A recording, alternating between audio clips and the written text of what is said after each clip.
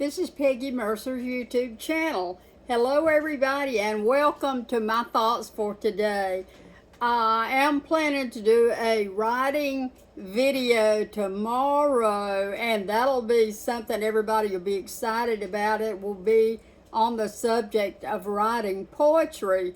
Today I'm, of course, about to do a Trump video, and it will be very short. I want to give my thoughts on what we have learned is the second assassination attempt against our favorite president, President Trump, while he was playing golf or trying to put, I understand it, on the 6th hole down at Trump International near his home down near West Palm Beach in Florida.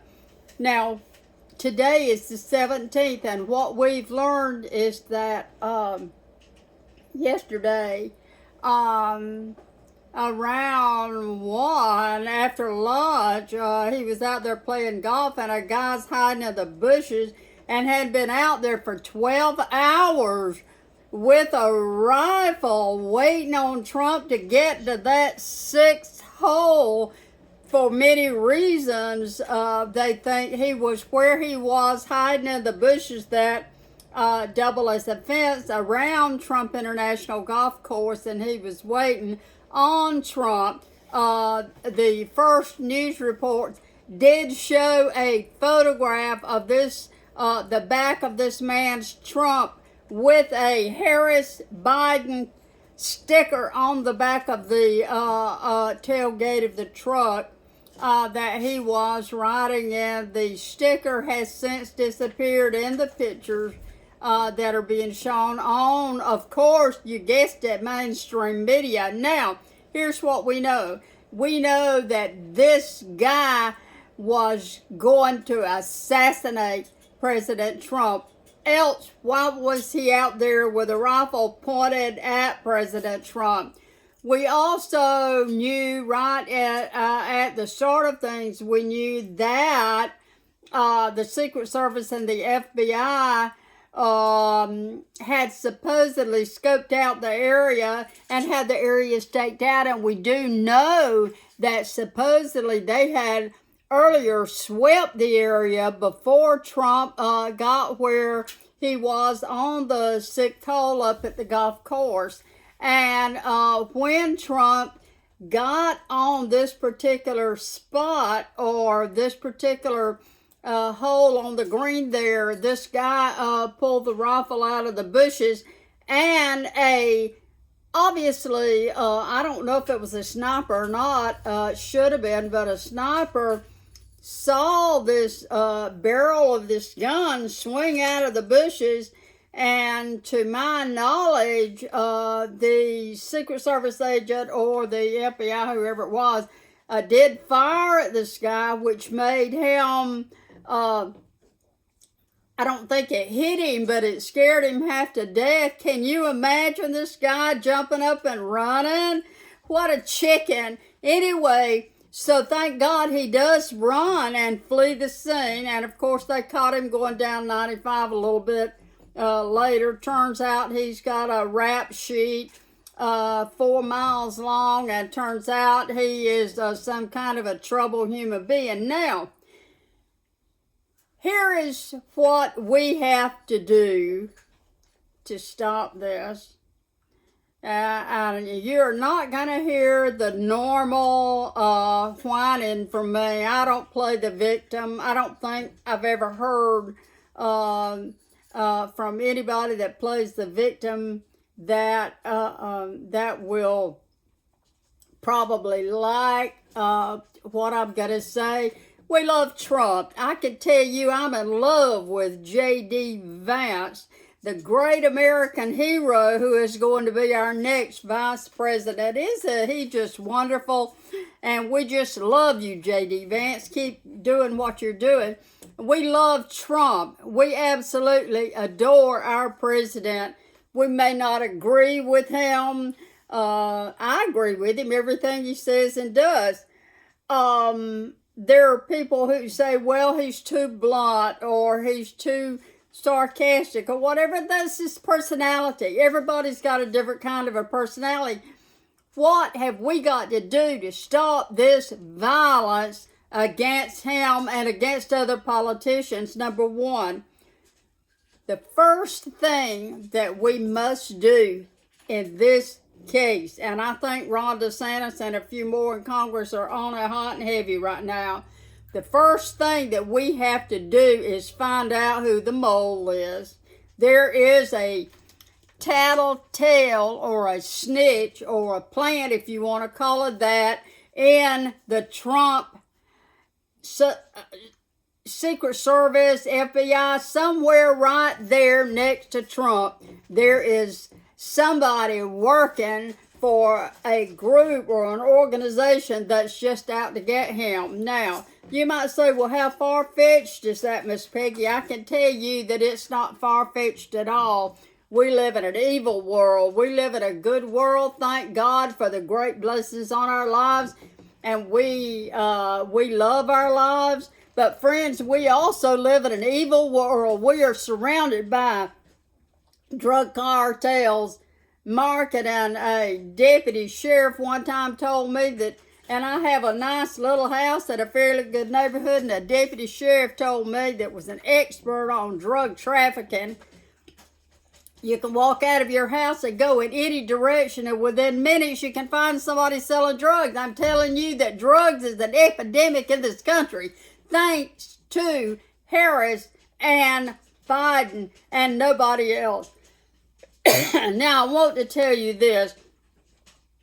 Trump and whoever is in charge of this investigation against this guy that was hiding at the golf course, I said it first before anybody else said it. It's a setup. He is being set up to be killed. Don't you think he's not? He is, and it's not right. And somebody's behind it. And guess what? They're going to find out who it is now that their brains have been kicked into gear. And now that it's so obvious to people, is it obvious that there was a guy that knew right where Trump was on his day off? This guy knew where he was going to be. They knew what golf course he was going to be on. They knew that he was going to play golf. I don't even think this was announced. Nobody was supposed to know this, okay? But this would-be assassin is out there hiding in the bushes. So the first thing we've got to do is find out how he knew to be and where. We want to find out how this guy knew to be and where. We want to find out if this guy was paid. We want to find out who told this guy. This is a setup. This is a conspiracy to harm our president, President Trump. And I can tell you right now, from the mind of our dear Heavenly Father, this is not going to happen. Trump is going to remain safe, and he's going to be protected to be safe.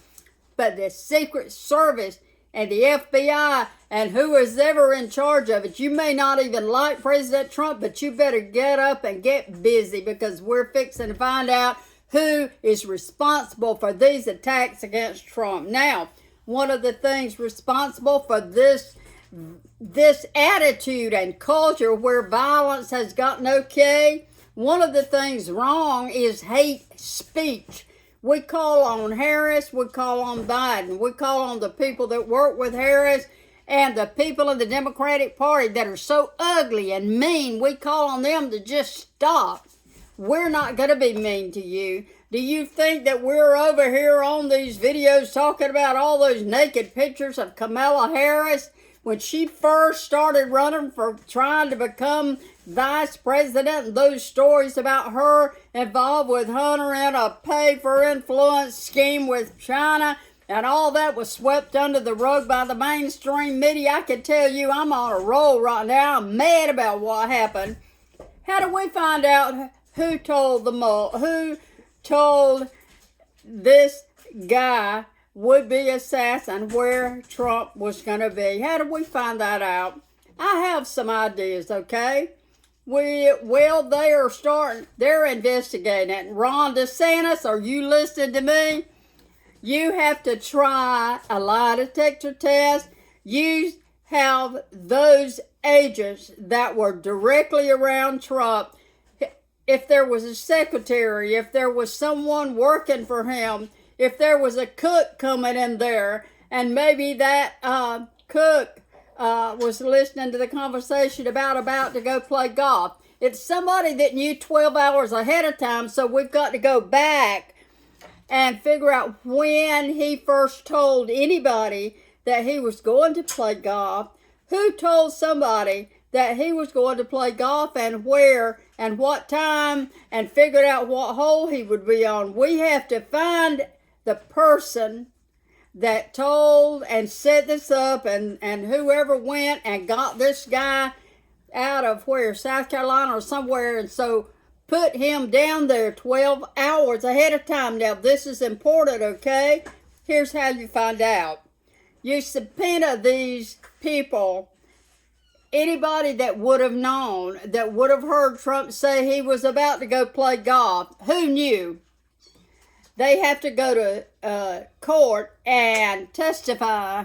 They have to get under a lie detector test. And the second thing, and this is a brilliant idea here, and President Trump, we love you. I hope you are listening to this. I hope you are. Elon Musk, please listen to me. J.D. Vance, listen to me. You guys investigating this. Ron DeSantis, governor, please listen to me.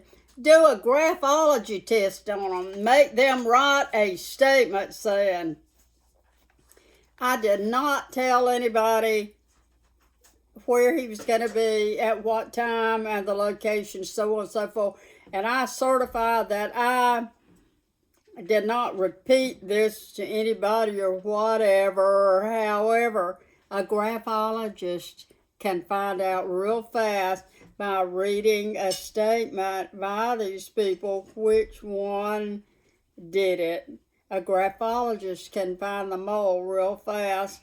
And I want to tell you that I'm mad about it. The hate speech has to stop. We're not going to talk about how bad Kamala Harris was in California, although I've watched all the videos from the people where illegal immigrants and murderers and thugs have run over them with cars and murdered their children and stuff.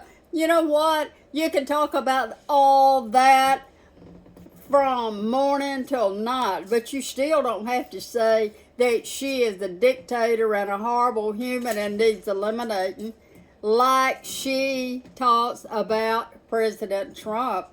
She must stop talking hate speech. Just because she was for riots, and just because she tried to bail the rioters out that burned down a couple of our cities, and just because she thought it was funny they were out there tearing down statues, you know, we don't like all that stuff. We feel like it's anti-American. If a football player kneels on the football field, he should be fired instantly and never play another game. But we're not going to call him out for that. We're not going to call her out for stuff. She's going to get by without hate speech being directed at her. And I want her and Biden. I want Trump and J.D. Vance. And I think J.D. Vance, out of all of them, is the smartest one. Next to Trump, of course. And I think J.D. Vance is just a great American hero and getting greater by the minute. He said it so right on television earlier. Stop the hate speech. You know, we can talk about your failed policies all day long. We still don't stand here and say you should never be allowed to be in charge in this country because you're so bad. Stop that, okay? She's got enough sense to stop that, I think. She reminds me of slow learners I once taught in high school. I can't get over how much knowledge about running the government that she does not have. I appeal to you people. I can't afford groceries. I can't afford to fill my car up with gas. Of course, it's a Cadillac, and I know that they have a big tank, and I don't know what else is going on, but my cats are having a ball in here, and I see all of them sitting around clapping for their mama on YouTube right now. If you like this video, go over there to the right hand corner, click like on the Peggy Mercer YouTube channel, because that is how YouTube lets me stay on here and talk about Trump and poetry and stuff like that. I will see you guys in a day or two with a big video on poetry. So if you've ever been an aspiring poet, I will teach you how to write poetry and get it published. I am sort of known as a best-selling American poet, and I'm real proud of that. I don't have to give my books away. People buy them, and I appreciate the fact that I've written for some pretty big magazines, and I've had a lot of fun with poetry. Please stay with me and come back to see me in a few days. Thank you.